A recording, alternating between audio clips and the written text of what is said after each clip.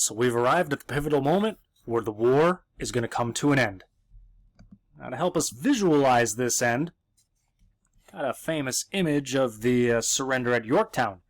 October 19th, we have French and American soldiers that line a road about a half a mile long, and British and Hessian soldiers had to what's called walk the gauntlet between them, surrender their weapons at the end of it, and double back between them, and a lot of them tried to smash their weapons while they were walking.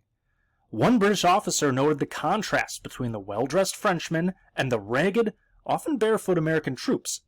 British soldiers refused to make eye contact with the Americans until Yankee Doodle was played. Now, Lord Cornwallis refused to personally surrender to Washington. One story is that he was, a little too sick, but some feel he hid in shame. So he sent his subordinate, General O'Hara, to surrender. O'Hara tried presenting the sword to Frenchman Rochambeau, who refused to accept it and motioned towards Washington. Now, Washington refused to accept the sword from a man of lower rank than him, so he directed his subordinate, Major General Benjamin Lincoln, to accept it. 8,000 British troops then left Yorktown. Now, when news of Yorktown reached Great Britain, Prime Minister Lord North proclaimed, "Oh God, it is all over." King George III refused to accept reality, and he just wanted to throw more men at the situation.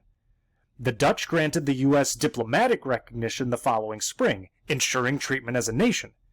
And ultimately, the British knew that this was a war they could not win, and they began to withdraw, but, this took time. Henry Clinton's army actually sailed from New York to relieve Cornwallis, but he received news of the defeat, and he did not want to engage the sizable French fleet, so he returned with his 6,000 men back to New York. Now, these years also exposed the problems that the U.S. would face as a nation after successfully winning the war. Washington did not want to be complacent, and he believed that Yorktown would cause the British to throw everything they had at the Americans.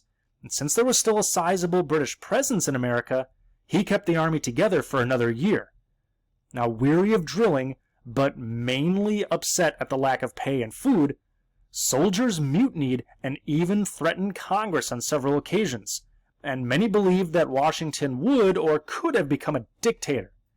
He addressed his officers who were part of what was called the Newburgh Conspiracy. He told them to back down, and prior to reading a letter that was written by a Virginia congressman, he put on his spectacles. No officer had ever seen him wear them, and he claimed, "Gentlemen, you must pardon me.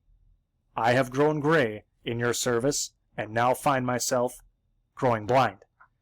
Now, he remained in command until word of the peace treaty reached America, and the British finally left New York, so he officially resigned in December 1783. And again, he definitely could have been a military dictator if he wanted, but he just wanted to return to Mount Vernon, his beloved estate. And this is something that was kind of without precedent for a man who kind of had all the power that anyone could want, and just to give it up. Now, in the later years of the war, we're going to have a significant money problem. The only reason the Americans stayed afloat was due to the efforts of successful Philadelphia businessman Robert Morris, whose stellar reputation was the sole reason that he was able to bankroll the army. He was also responsible for procuring the supplies that explicitly led to victory at Yorktown. However, since that Congress did not enjoy power of taxation, this was an issue that would continue to fester for some time.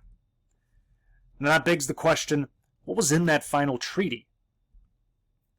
Now, John Jay was already in France and sent John Adams a message in late September 1782 that the British were ready to discuss peace, and they were going to discuss with British emissary Richard Oswald.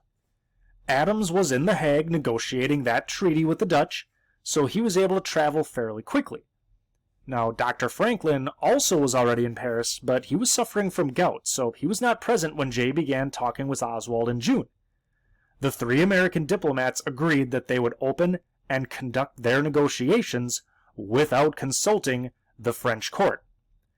The official negotiations lasted about 1 month, and a separate person, David Hartley, ended up signing for the British.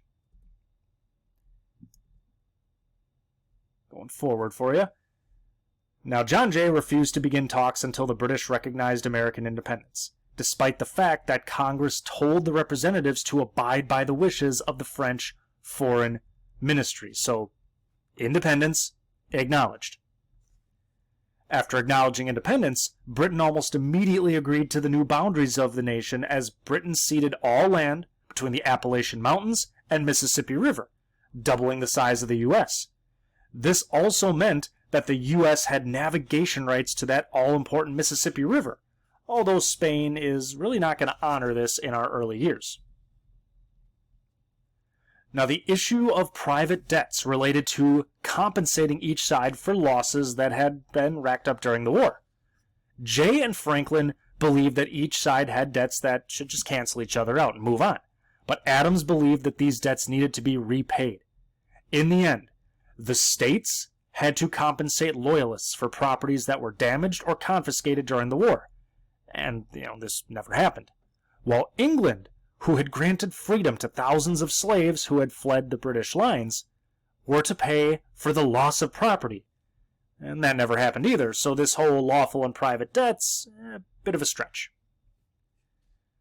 Now, the Grand Banks are off the coast of Newfoundland in the North Atlantic, and Adams made it a point to secure the right of American fishermen to utilize this area. And oddly enough, it was his insistence on this that almost derailed the talks, but he succeeded. Since the Americans did not consult the French and signed a separate peace with Great Britain, this technically violated our alliance with the French. So, right off the bat, it seems like we're not exactly honoring our deal with foreign nations. Now, at war's end, here's what we've got.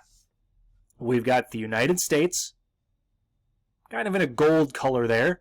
Spain and the U.S. Have a little bit of a disputed area along the Mississippi River, but Spain still has a significant presence in North America. Britain still has Canada. There's Russia making a play for it on Alaska. And then in the Pacific Northwest, we've got a couple of different nations here that are, kind of laying claim to the area. Britain, Russia, Spain. France got to keep their Caribbean possessions, which, that's what they really cared about. 200,000 Americans served in this war. 25,000 died. So we're talking about 1% of the American population. And there were about the same number of British casualties. So, the boundaries are set. It's now simply going to be a matter of what direction is the U.S. going to take as a new young republic.